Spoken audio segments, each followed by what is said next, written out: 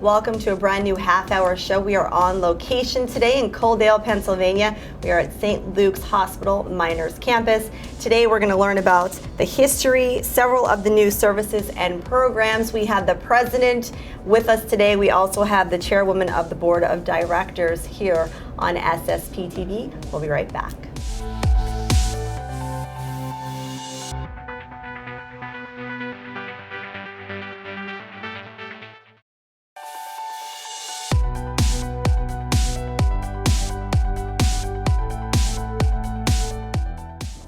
Welcome back. You're watching a special half-hour show. We're here at St. Luke's Miners Campus in Coaldale, Pennsylvania, and today we are honored to be on location with the president, and that is Bill Moyer. So thanks for having us. Welcome. Thanks for being here today. It's good to be on location and to really be able to walk through the facility and see all of the progress that you've made over the years. Right. A lot of construction taking place right now. We're growing at a very substantial rate. And as a result, we're doing a lot of construction because our community really needs more services, and we're building and we're becoming bigger to accommodate the needs of our community. Now we'll get to the construction in just a bit on the floor that we are actually taping this program. But first, let's tell our audience about the history of St. Luke's Hospital. St. Luke's Miners Campus has a very unique history, and ultimately was a concept by a physician named Dr. Edgar Schifferstein in 1904. Dr. Schifferstein was a general surgeon over in Ashland Hospital, and he was receiving a lot of patients from this area. Mostly the miners, they would be injured in the mines. They would have to get on a horse and buggy from the horse and buggy to a train, and then I believe it was a 30-mile train ride and then a horse and buggy to the hospital. So Dr. Schifferstein was frustrated because he felt that if he can get his hands on the patients sooner, he would have better outcomes. So Dr. Schifferstein partnered with a priest from St. Mary's Parish in Coaldale, Father Norton, and together, they were the driving force and the founding fathers of the St. Luke's Miners Campus. And together they petitioned the coal companies and were able to negotiate to get this land where we are now. Initially, the coal company agreed to give land in Summit Hill, but Father Norton and Dr. Schifferstein felt that Coaldale was a better location. So they negotiated with the coal company and were able to get them to release the property, which was known as Moser Field, and that's where our hospital is today. So through their hard work, the work of the miners who gave a 1 day's wages, which was $5 back then, and they were able to collect the funds, and they raised $55,000 to build what was our first hospital. So it was a 26-bed hospital. There were two wards, 13 women's ward and a men's ward, 13 beds in each ward. So that's how we started. And I'm sure people at home that are familiar with St. Luke's Miners Campus, the history, they're thinking at home, oh, that's how it was formed. Because if they know the history and where you are today, if you walk through this facility, so much has changed. We're on the second floor here where there is even more construction underway. Correct. And again, as we continue to grow, as we continue to focus on that founding mission, we've added a lot of new services over the past few years. In the last 4 years, we brought 31 new physicians to the area, and several new services such as cardiology, orthopedics, pulmonology, urology, oncology, ENT. We just have a very complete service offering right now, and we started a new hospitalist service, and all of this is continuing our founding mission, and so that we can meet the needs of our patients. Well established, but always growing and looking at new technology. I think you hit the nail on the head when you talked about the services that you offer, but actually the people that make that happen and their credentials and qualifications. So if you could elaborate on those physicians who actually do work with the patients. Correct.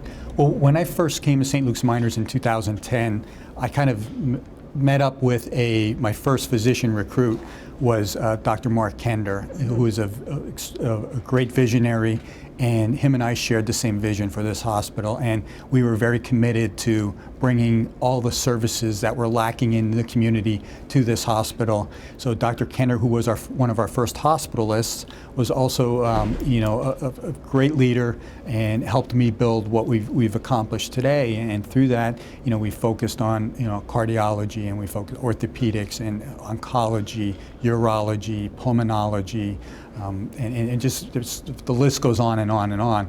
And through that, we've been able to really accomplish a lot. One of the areas was a focus of ours was emergency medicine, and we decided we wanted to become a level 4 trauma center, and as a result, we became the first level 4 trauma center in the state of Pennsylvania. So that happened in 2013. And in 2014, we were reaccredited by the Trauma Foundation of Pennsylvania, and their confidence in our program, and they extended our program for another 3 years, which is pretty unheard of for a new program. Typically, once you receive your accreditation, they come back 1 year, 2 years, but it's a while before they would give you a 3-year extension. And we were able to achieve that due to their confidence in our program. Dr. Adam Colombo right now is our new director in the emergency department, and Dr. Colombo has brought on a new team of physicians really to support our growth. We've been seeing that, we've been getting a lot more visits to our emergency department. Every year for the past 4 years, we saw substantial growth. So Dr. Colombo has brought a new team on of physicians, and and they're doing extremely well. And there are days when we have 2 doctors here to accommodate the growth that we've been seeing in our emergency department. You spoke a little bit about the emergency department, the ED, and really you need to be commended because you have done so much with emergency services and care. Some people might think that they need to go to a big hospital to actually get good care in an ER. Yes, and we've really been focused again on our founding mission, and we really want to provide the needed services for our community. And as a result of adding all those new services and having all those new doctors here, we're keeping a lot more patients. And there's an indicator we use in hospitals to kind of gauge the level of care that you're providing and the level of acuity of the patient, and they call it a case mix index. Okay. And our case mix index has gone up substantially because we are caring for sicker patients here at St. Luke's Miners. Okay, so when you're looking for a place to go for care for a loved one, you're sitting at home and you're looking for a place that you can rely on, why choose St. Luke's Hospital? We have an excellent team of physicians. We have an excellent team of nurses, and even beyond that, everyone that supports those departments, our radiology department, our cardiology department, our lab, our housekeepers, our engineering team, all of our nursing assistants, they all work together and are really focused on providing great patient care. Bill, also we want to tell everyone at home about the capital investments that you've made recently here at St. Luke's Miners campus. Yes, so in the last 5 years, we have invested $15 million into our hospital and into various facilities within the community. So that includes building a new critical care unit. We built a new heart and vascular center, a new registration area, a new lobby, a new laboratory. We've made renovations in our emergency department. We built the Tamaqua Medical Center, was one of our big ventures out into the community to provide services for orthopedics and for laboratory. And we also have primary care located in there right now and are looking to expand upon that. So the investments have been substantial. We've invested in the latest technology in our radiology department, to provide the highest quality of imaging available through our relationship with General Electric. What I'm most excited about is a big investment that's starting right now is that we're going to be building a new inpatient unit on our 4th floor. As I mentioned, to accommodate a lot of our growth that we're seeing on an inpatient perspective, we're building a new 28-bed inpatient unit. It'll be all private rooms, private bathrooms, and the latest technology in the rooms. Well, I want to thank you for having me in here today to speak with you and to learn about the history and the new programs, the new services, the ED, and to hear about many of the physicians that work here at St. Luke's. We are going to speak with your chairwoman of the board of directors soon, right? Yes, Maureen Donovan. And we're going to speak with her about what the community has to say about St. Luke's. So thank you for joining us. You're welcome. Thank you. Thank you for joining us at home. When we come right back, as I said, we're going to meet with Maureen Donovan, Chairwoman of the Board of Directors. We are on location today for a special half-hour show designed for St. Luke's Miners Campus here in Coaldale, Pennsylvania. For more information on St. Luke's Miners Campus, you can go to the website, which is sluhn.org.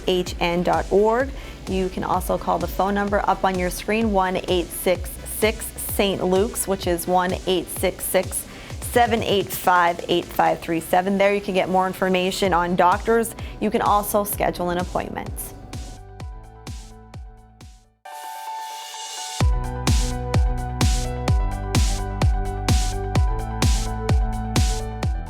Welcome back. You're watching a special half-hour show on location here at St. Luke's Miners Campus in Coaldale, Pennsylvania. Remember, if you missed any of this show, you can watch it anytime at SSP TV or ssptv.com. And we spoke before the break with the president of St. Luke's Hospital, Bill Moyer. Now we are joined with Maureen Donovan. She is the chairwoman of the board of directors, and she's no stranger to Schuylkill County. So Maureen, thanks for joining us on the program. Thank you. It's great to be here. We're so glad that you came to see us. Thank you. It's my first time here at the hospital. Very impressive to be here and seeing all the construction underway and speaking with the president and talking with some of the fine employees here. And we have great employees. Yes, we're going to hear about that. And we want everyone at home to know about your background because, you know, you are from Schuylkill County, and I'm sure people at home recognize you. I would hope so, just a little bit anyway. So tell us about you. I'm born and raised in this area. Okay. And actually my grandfather lost his leg in the mine and was one of the people who were carted by horse and buggy over to Frackville to a doctor. And he was one of the gentlemen who gave his $5 one-day pay to help build this hospital. So it means a lot to me to be involved with the hospital now. Yeah, you definitely have that tie to this hospital and the meaning and the mission statement here at St. Luke's Miners Campus. From then, how did you get involved with the board of directors? I moved back to the area mainly to take care of relatives that were in need. And it was very interesting in that I've traveled a lot. I've worked in a hospital down in Florida, so I had some of that background as well. But coming back to this area and being concerned about health care in this area was important to me, moving back. Now it's fantastic. People don't have to travel to Philadelphia to see a doctor anymore. They don't even have to go over the mountain in the winter to Allentown and Lehigh Valley. We have the services right here. And that was one of the things that really made me get involved, because I feel very strongly that the community needs and deserves to have good health care right at their back door. I think you hit the nail on the head, and sometimes you're not a hero in your own hometown, as the saying goes. And when you talk about that you traveled and you've actually dealt with doctors in other areas like bigger cities like Philadelphia, for people to know that we're not just saying that the care is the same, you've actually gone through it and experienced that care. I've experienced it in a lot of different ways from both sides of the bed, so to speak. Having been a patient, but also having taken care of people and worked in the system. So you understand, I think, with the board of directors, it's important that the people understand the mission of the hospital, but it's important for them to know that they really can make a difference in the community. Let's tell people at home about the board of directors. Who do they consist of, and what is your general role here for the hospital? The board of directors consists of all volunteers, and that's very important because there are a lot of boards, especially in big hospitals, that get paid to do things like this. This board is all volunteer. It's made up of community members from different parts of Schuylkill County as well as Carbon County, because our service area also includes Carbon County and even parts of Luzerne County. So we have a wide variety of people with different backgrounds. On a board of directors, you're always looking for people who have different backgrounds and have something different to contribute to the board. So we do have people who are involved in building and understand that, people who know the media, people who know marketing. So we bring a group of people together who all have different talents, and we are very fortunate. We have a great board right now. So you oversee, but you don't actually run the hospital? No, oh no. Boards are not meant to do that. A lot of people think that being on a board means you get to push people around a little bit. Not so. It's mostly to oversee, to make recommendations. to make sure that, especially in a community hospital, and with what our mission is to make sure that the mission of the hospital is carried out, and that the people who are running the hospital keep that connection with the community and with the mission. The key is community. The employees here are very tied into this community and actually take part in a lot of community services throughout Schuylkill County. Most definitely. We're blessed with a very good staff here.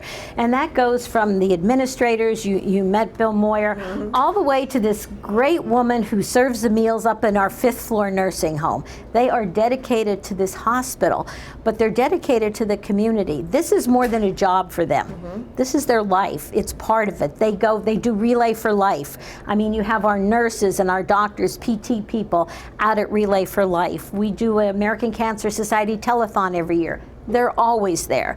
Anytime you need something, the staff of this hospital meets the challenge, always. And that means something to the people of this area and to this community when you actually know that the hospital cares for their community and their employees are happy coming to work, happy in their environment, which in turn helps the patients and patient care. And when you walk into a hospital like this, and we are a community hospital, it's really nice when people know you. It's like going to Cheers. Oh, it's the best nice feeling. When everybody knows your name and you come in.